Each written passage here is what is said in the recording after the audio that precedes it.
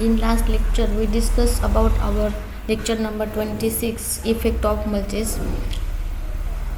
Next topic, conventional tillage. Conventional tillage operations have been found suitable for wide range of soil to control the erosion. Generally, conventional tillage operations included plowing, secondary cultivation with one or more disc harrowing or harrowing and planking operation.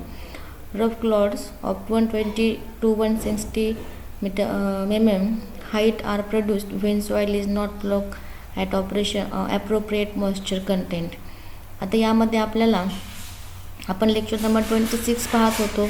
आपण मागच्या लेक्चरमध्ये effect of mulches, vertical mulching and minimum tillage पाहिलेलं आहे.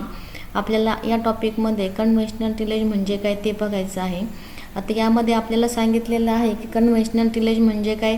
Tillage operations have be found suitable for wide range of soil to control the erosion.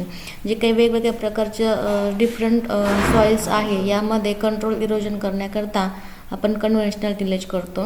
यामध्ये थोडक्यात सांगायचं म्हणजे conventional tillage म्हणजे काय.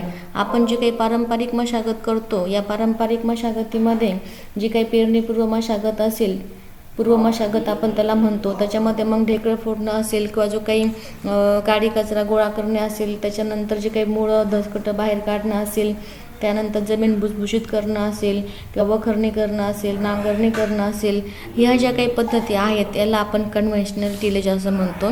यामध्ये आपल्याला माहिती आहे की जे काही आपल्याला नांगरणीपूर्वी जे काही रफ क्लॉट्स आहेत याचं जे काही साधारणपणे 120 टू 160 mm इतक्या आकाराचे ते असतात आणि ज्यावेळेस आपण त्या ठिकाणी प्लोईंग करतो त्यावेळेस त्यात ॲप्रोप्रिएट मॉइश्चर कंटेंट त्या ठिकाणी ते करू शकतात. Whereas during secondary cultivation, these are reduced 30 to 60 mm height, which produce the favorable situation to control the wind erosion. आणि मग आपण ज्यावेळेस नेक्स्ट सेकंडरी ऑपरेशन करतो, नांगरणी, त्याच्यानंतर कोळपणी वगैरे, त्याच्यामध्ये आपण जे काही ते ढेकळांची हाईट राहते किंवा जे काही जमीन राहते ती जास्त प्रमाणामध्ये भुसभुशीत होते, म्हणजेच त्याचं जे काही साईज आहे ती रिड्यूस होते.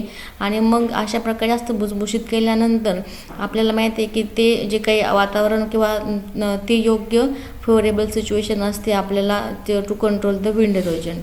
Also reduce the raindrop erosion. ज्यावेळेस त्या ठिकाणी रेनड्रॉप इरोजन होतं ते कंट्रोल करण्याकरता आपण कन्व्हेन्शनल टिलेज त्या ठिकाणी वापरू शकतो किंवा त्यामध्ये आपल्याला त्याचा उपयोग होतो.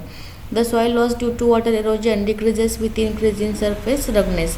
त्याच्यानंतर जो काही सॉईल लॉस होतो वॉटर इरोजनसोबत तो सुद्धा कमी होतो. आता यामध्ये the relationship is developed by Cogo and Moldenhauer and Foster in 1984 as. आता यांनी एक रिलेशनशिप आपल्याला दाखवलेली आहे इन 1984मध्ये. Whereas the SL is equal to AC -0.5R. आता वेअर ॲज SL म्हणजे आपल्याला काय सांगितलं आहे, soil loss due to water erosion, and R आहे surface roughness coefficient due to tillage practices. Next point, listing. आता listing म्हणजे काय. It is a tillage technique used for controlling the soil erosion. It is adapted in low rainfall zones where large amount of rainfall is received short duration with intense storm. The contour farming is used along with erosion control measures. 2 or 4 low listers is used for listing. आता यामध्ये आपल्याला listing बघायचं आहे. Listing म्हणजे काय, थोडक्यात सांगायचं म्हणजे the splitting and turning the soil into 2 opposite directional furrows with help of tool in order to make the provision rich and furrow soil configuration. आता यामध्ये आपण जे काही नांगरणी आणि पेरणीपूर्व मशागतीनंतर जी काही जमिनीची पेरणीसाठी मशागत करतो ती म्हणजे लिस्टिंग. यामध्ये जी काही जमिनीची बांधणी असेल किंवा जी काही माती जमिनीचं प्रिपरेशन असेल यामध्ये हे कार्य महत्त्वाचं आहे. यामध्ये नांगरणे किंवा वखरणे यांचा उपयोग करून आपण जमिनीची किंवा शेताची रानबांधणी करू शकतो. याच्यामध्ये मग जे काही वेगवेगळे प्रकार आहेत बांधणी करण्याचे ते आपण याच्यामध्ये करू शकतो. याचे 2 टाईप्स पडतात, हार्ड ग्राउंड लिस्टिंग आणि लूज ग्राउंड लिस्टिंग. यामध्ये when listing is done without plough called as a hard listing. आपण विदाउट प्लो न करता जे काही शेतमशागत किंवा जे काही बांधणी करतो त्याला हार्ड लिस्टिंग असं म्हणतो. आणि जे काही लूज ग्राउंड लिस्टिंग आहे आफ्टर प्लोईंग, आपण नांगरट केल्यानंतर ज्यावेळेस जमीन एकदम प्रिपेअर होते आपण त्याला त्यावेळेस जी काही आपण बांधणी करतो त्याला लूज ग्राउंड लिस्टिंग असं म्हणतात. यासोबत हा टॉपिक हे लेक्चर नंबर 26 संपलेलं आहे.